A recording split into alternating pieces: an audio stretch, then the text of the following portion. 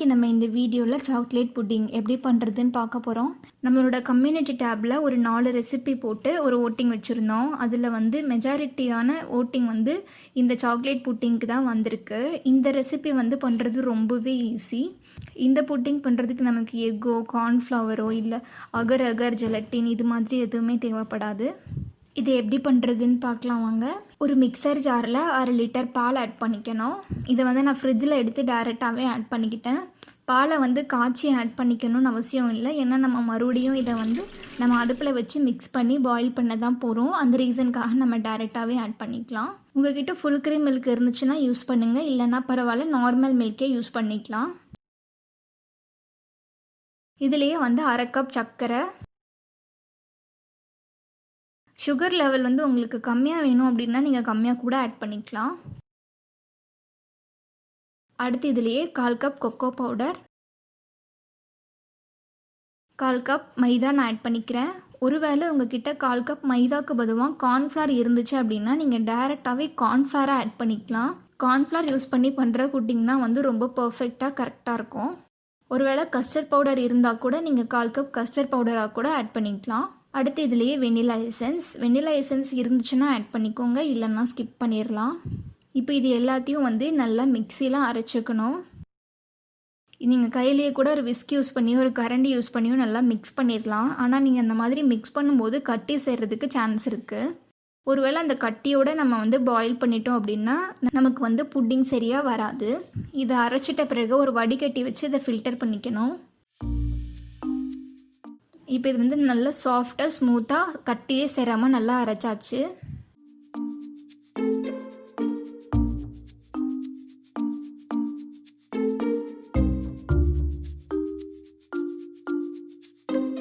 இப்போ இதை அடுப்பில் எடுத்து வச்சுட்டு மீடியம் ஃப்ளேமில் வச்சு விட்டுறணும்.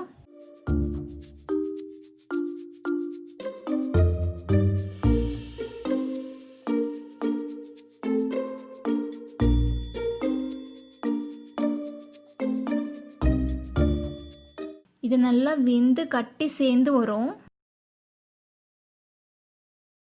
பாருங்க. இந்த மாதிரி அந்த ஸ்டேஜில் நம்ம ஒரு கரண்டி யூஸ் பண்ணி நல்லா கலரிட்டே இருக்கணும்.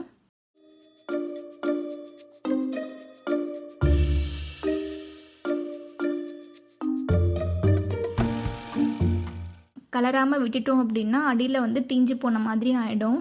ஸோ நல்லா பொங்கி கெட்டியாக வர ஸ்டேஜில் நம்ம நல்லா கைவிடாமல் கலரிட்டே இருக்கணும்.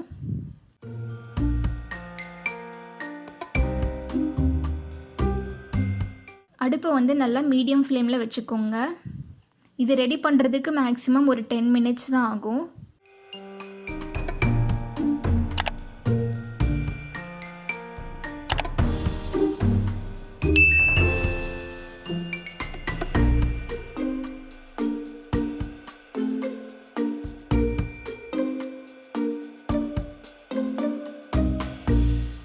பாருங்கள், இந்த மாதிரி நல்லா பபிள்ஸ் வர ஸ்டார்ட் பண்ணிருச்சு.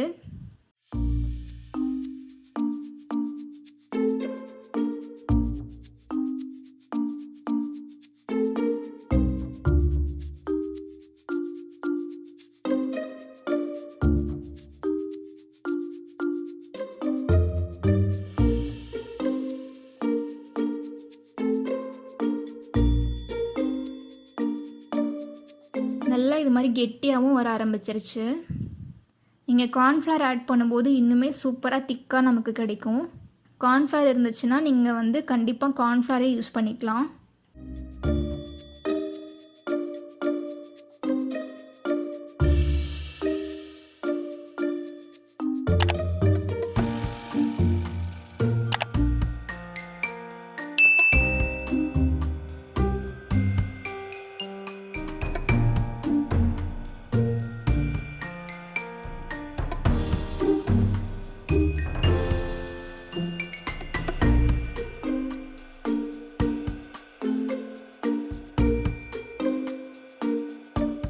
இந்த அளவுக்கு நமக்கு நல்லா கெட்டியாக வந்ததுக்கப்புறம் நீங்கள் ஸ்டவ்வை ஆஃப் பண்ணிடலாம். ஒரு பாத்திரத்தில் எண்ணெயோ பட்டரோ நல்லா தடவின பிறகு இந்த மிக்சரை வந்து அதில் ஆட் பண்ணிக்கணும். நீங்கள் இந்த புட்டிங்கை சின்ன சின்ன கப்பு டம்ளார்ஸ் அதில் கூட நீங்கள் பண்ணிக்கலாம். இது நல்லா ஆறின பிறகு ஒரு 4 hours கிட்ட ஃப்ரிட்ஜில் வந்து ஸ்டோர் பண்ணி எடுத்துக்கணும்.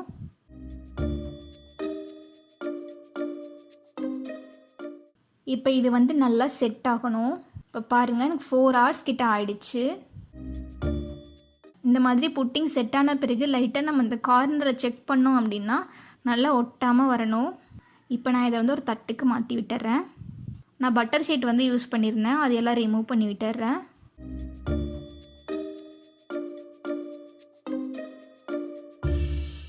சூப்பரான சாக்லேட் புட்டிங் நமக்கு ரெடி ஆகிடுச்சு. ஜஸ்ட் ஒரு டெக்கரேஷனுக்காக நான் லைட்டாக கொக்கோ பவுடர் இது மேலே தூவி விட்டுறேன். கொஞ்சமாக ஸ்ப்ரிங்கிள்ஸ் ஆட் பண்ணிக்கிறேன்.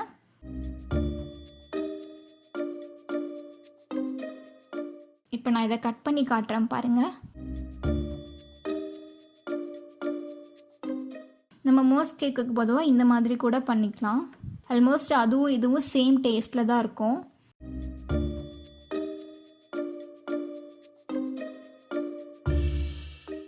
சூப்பராக சாஃப்டாக வந்திருக்கு.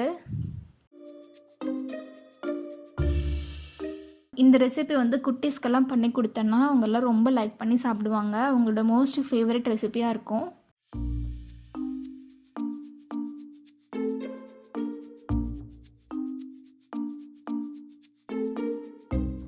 ஓகே, நெக்ஸ்ட்டு நம்ம ஃபீட்பேக் செக்ஷனுக்கு போயிடலாம். தேவிஸ்ரீ அப்படின்றவங்க வந்து பட்டர் க்ரீம் யூஸ் பண்ணி ரொம்ப சூப்பராக ஒரு டெசர்ட் பண்ணி அமைச்சிருக்காங்க. பார்க்கவே ரொம்பவே சூப்பராக இருக்குது. நம்ம ஆல்ரெடி நம்ம சேனலில் பட்டர் க்ரீம் வந்து போஸ்ட் பண்ணியிருந்தோம். அதை யூஸ் பண்ணிவிட்டு அழகாக மேங்கோலாம் வச்சு ஒரு டெசர்ட் பண்ணியிருக்காங்க. அந்த டேஸ்ட்டு ரொம்பவே சூப்பராக இருக்கும் அப்படின்னு நினைக்கிறேன்.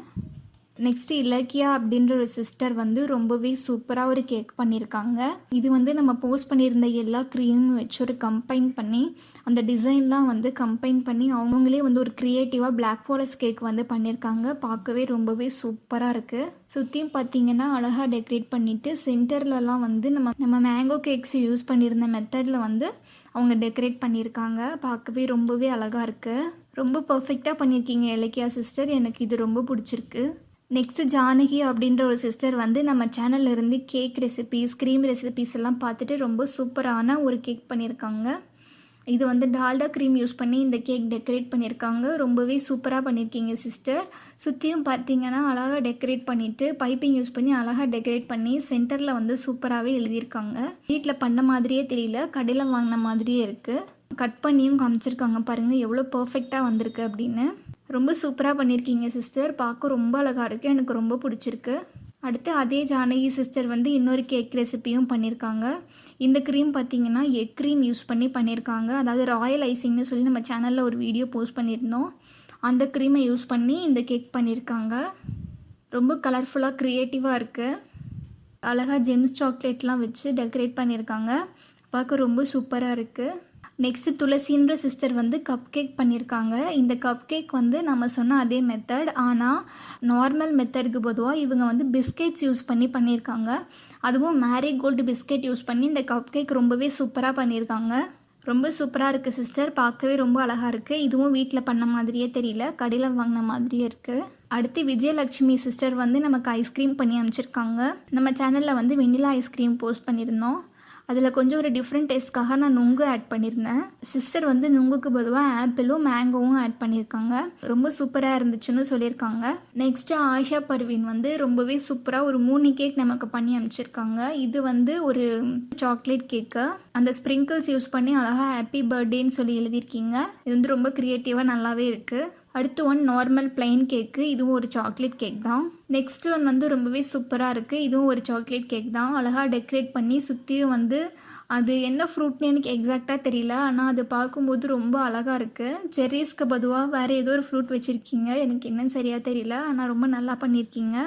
டெக்கரேட்டும் ரொம்ப சூப்பராக பண்ணியிருக்கீங்க. எனக்கு ரொம்ப பிடிச்சிருக்கு. இந்த பிக்சர் ஷேர் பண்ணி என்னை மோட்டிவேட் பண்ண உங்கள் எல்லாருக்கும் ரொம்ப தேங்க்யூ. தேவி சிஸ்டர், இலக்கியா சிஸ்டர், ஜானகி, துளசி, விஜயலட்சுமி, ஆயிஷா, ரொம்ப தேங்க்ஸ் அ லாட். நீங்களும் நம்ம சேனல்ல இருந்து ஏதாச்சும் ரெசிபிஸ் ட்ரை பண்ணீங்க அப்படின்னா jkrecipe786@gmail.com இந்த மெயில் ஐடிக்கு மெயில் பண்ணுங்கள். நான் இன்ஸ்டாகிராம் அக்கௌண்ட் வந்து ரீசெண்டாக தான் க்ரியேட் பண்ணேன். ஒருவேளை உங்ககிட்ட ஐடி இருந்துச்சுன்னா நீங்கள் இன்ஸ்டாகிராம்லேயும் பிக்சர் ஷேர் பண்ணலாம். உங்களோட டவுட்ஸும் நீங்கள் இன்ஸ்டாகிராமில் கேட்கலாம். இந்த சாக்லேட் புட்டிங் ரெசிபி யூஸ்ஃபுல்லாக இருக்கும் அப்படின்னு நினைக்கிறேன். ட்ரை பண்ணி பார்த்துட்டு எப்படி இருக்குன்னு எனக்கு கமெண்ட்ஸில் சொல்லுங்கள். Thank you so much.